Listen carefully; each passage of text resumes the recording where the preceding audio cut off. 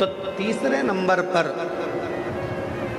3.5 करोड़ रोम छिद्रों की जो सिद्धता कही गई, वो सिद्धता कही गई अपने जिसको आप बहुत मानते हो, चाहे आपका दोस्त हो, चाहे आपकी बहन हो, चाहे आपका भाई हो, चाहे आपकी भाभी हो, चाहे आपकी बहू हो, चाहे आपका पोता हो, चाहे आपकी पोती हो, चाहे आपका नाती हो, चाहे आपका पंथी हो, चाहे आपका पति हो, चाहे आपकी पत्नी हो, चाहे आपके पड़ोसी हो, चाहे कोई गुरु हो, चाहे कोई महात्मा हो, चाहे कोई रिश्तेदार हो, चाहे कोई अड़ोसी हो, चाहे कोई पड़ोसी हो, जिसको आप बहुत स्नेह करते हो, मानते हो, उसके पास बैठकर भी अगर आप भगवान के नाम का उच्चारण करते हो तो वो 3.5 करोड़ रोम छिद्रों को शुद्ध और शुद्ध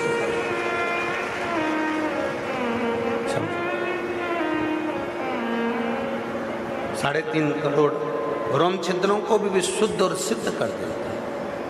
एक अच्छे गुरु की पहचान क्या होती है?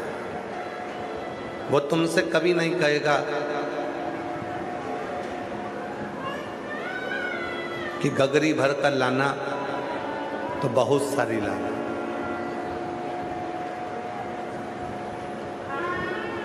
वो तो कहेगा कि कुआं और बावड़ी के पास भी मत जाना और गगरी भर कर लाना।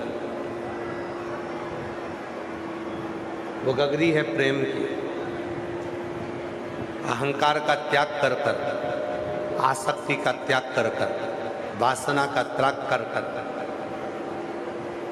परिवार को नहीं छोड़ना है। सच्चा गुरु कभी नहीं कहता कि तू तेरा घर छोड़ दे।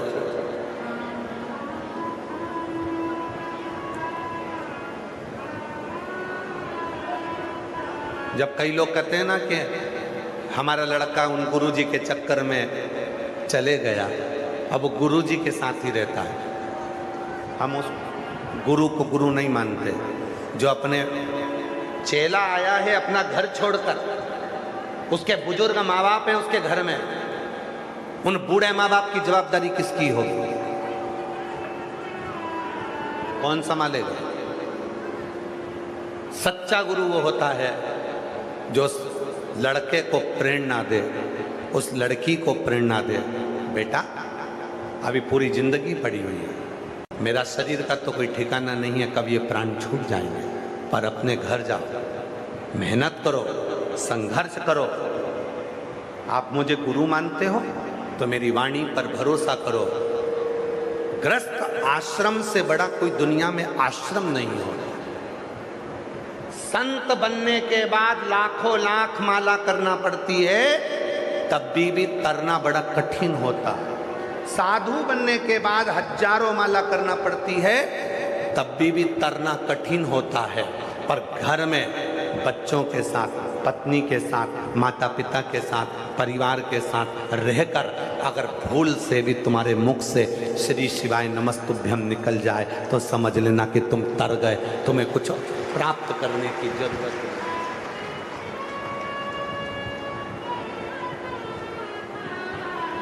कुछ नहीं।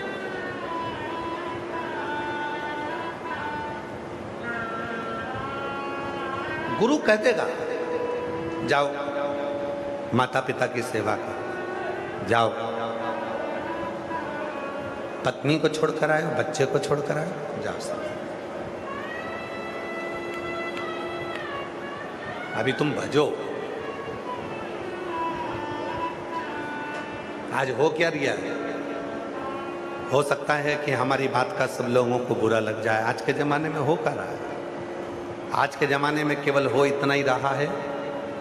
पहले के समय में आप लोग तो समझदार हैं, हरियाणा में निवास करते हैं और पूरा विश्व इस कथा को सुन रहा है। आप सब बहुत विद्वान हैं। ईमानदारी से बोलना, जितने हरियाणा के लोग यहाँ बैठे हैं गरुड़ा की पवित्र धरा पर, जितने हरियाणा के लोग कथा को श्रवण कर रहे हैं और जितने देश विदेश में बैठकर भक्त कथा को सुन रहे हैं, ईमानदारी से बोलना, आम का पेड़, आम का बगीचा, आम का वृक्ष,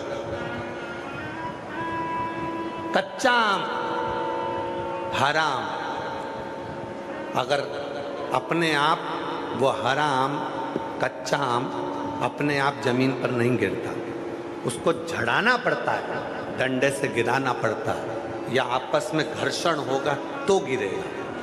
पर जो आम पक गया, पीला पड़ गया, एकदम पक गया, कच्चा आम, उसको गिराना पड़ेगा। कच्चा आम खाओगे तो खट्टा लगेगा, कच्चा आम पेड़ से गिरेगा तो उसके साथ डंडी लगी होगी, पर पका आम पीला पड़ गया, उसका रंग चेंज हो गया, गिरेगा तो डंडी उसके साथ नहीं होगी, गिरेगा, जो खाएगा वो मीठा होगा। आज के समय में इतने सारे लोग घर छोड़ छोड़कर ना जाने किस किस की शरणागति में चले जाते हैं और कहते हैं हम उनके चेले, अब तो हम उनके चेले, अब हमने घर छोड़ दिया। अरे भैया, जिस अवस्था में तुम घर छोड़कर आए हो जरा सी लॉलीपॉप के चक्कर में, तुम वो कच्चे आम हो जिसके साथ डंडी वासना की भी लगी है और आसक्ति की भी लगी है, और तुम वो खट्टे आम हो। पका हुआ आम अपने आप गिरता है, कलर भी चेंज होता है और मीठा भी रहता है।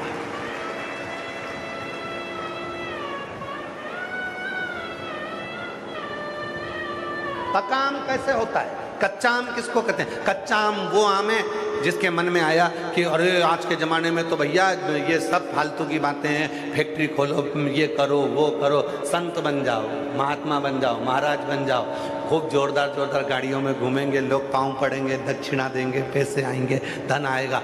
जरा से कमाने के चक्कर में संत बन गए और एक दिन मालूम पड़ा गलत कृत्य करा और मालूम पड़ा टीवी पे फोटो छप गए। लो, कच्चे आम थे, इसीलिए वो डंडी भी साथ थी, वासना की, आसक्ति की, तृष्णा की।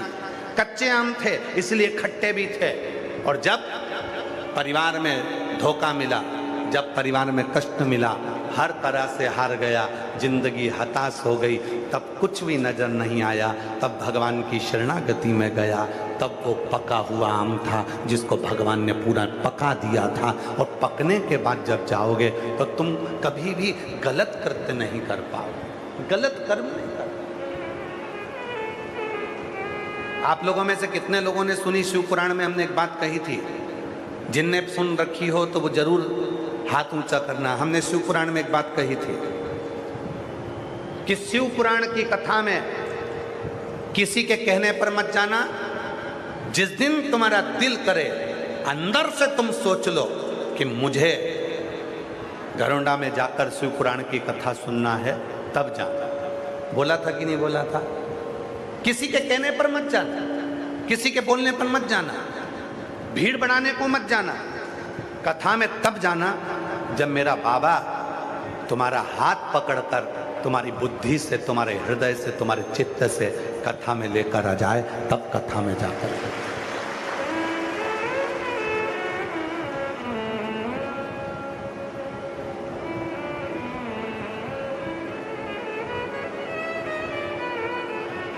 आज ये कथा घरोंडा की भूमि पर सफल क्यों हो रही है?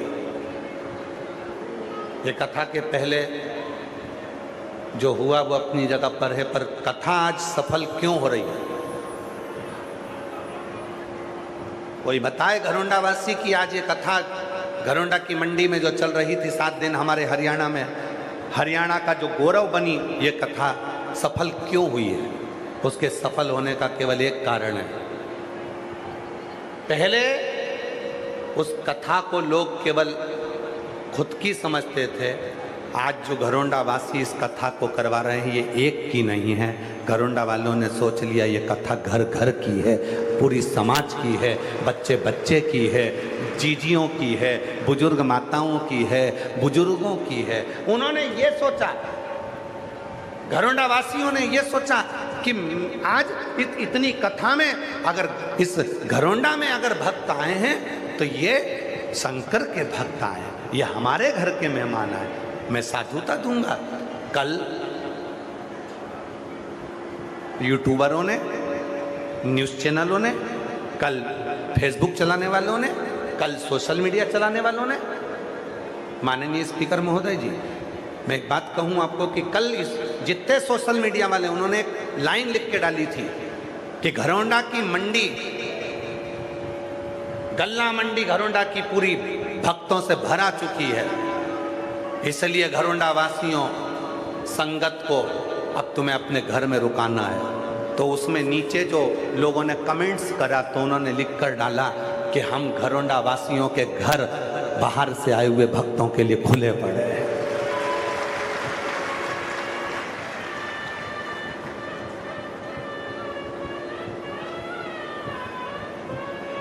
ये घरोंडा वासियों के घर आए हुए संगत के लिए, आई हुई मेहमानों के लिए, आई हुई संगत के लिए खुले पड़े। पलक पावड़े बिछा दिए घरोंडा वालों।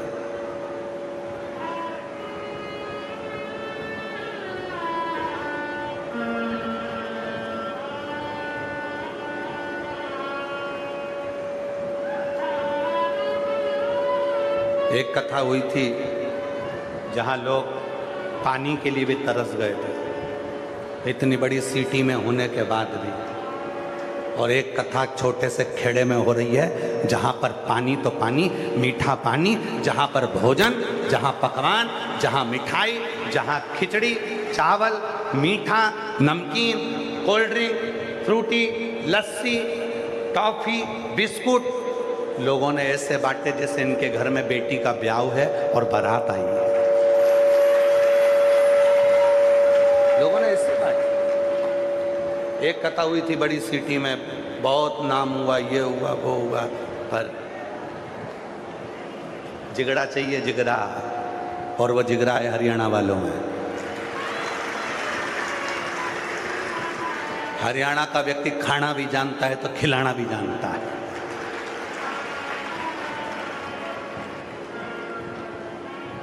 जिगरा चाहिए, और वो जिगरे से कथा हो।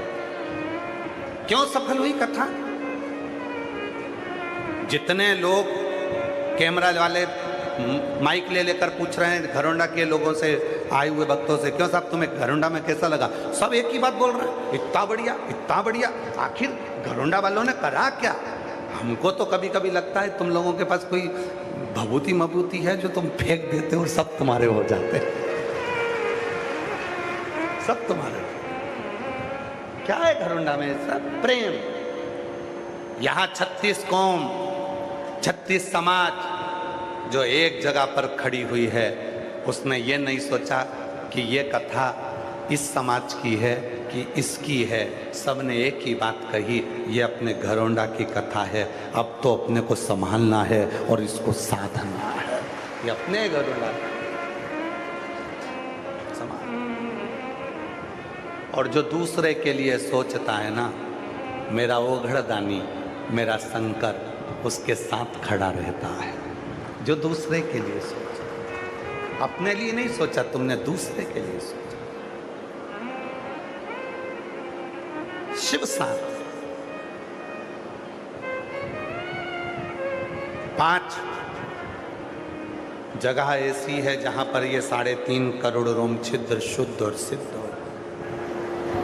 पहले नंबर पर माँ, दूसरे नंबर पर पिता, तीसरे नंबर पर जिससे आपका स्नेह है, और चौथे नंबर पर सद्गुरु, गुरु। और गुरु वो जो पहचाने अपने शिष्य को। आज के जमाने में एक होड़ लगी हुई है, अभी गुरु पूर्णिमा आएगी तो होड़ लग जाएगी, गुरु दीक्षा लो, गुरु दीक्षा लो, गुरु मंत्र। गुरु फिरे बाजार में, हमसे दीक्षा लो, नरक पड़ो चाहे स्वर्ग जाओ, पर लिफाफा हम ही को दो। आज के ज़माने में गुरुओं की होड़ लगी हुई है। हमारे इतने चेले, हमारे इतने शिष्य, हमारे इतने फॉलोअर, हमारे इतने चाहने वाले, आज के ज़माने में होड़ लगी।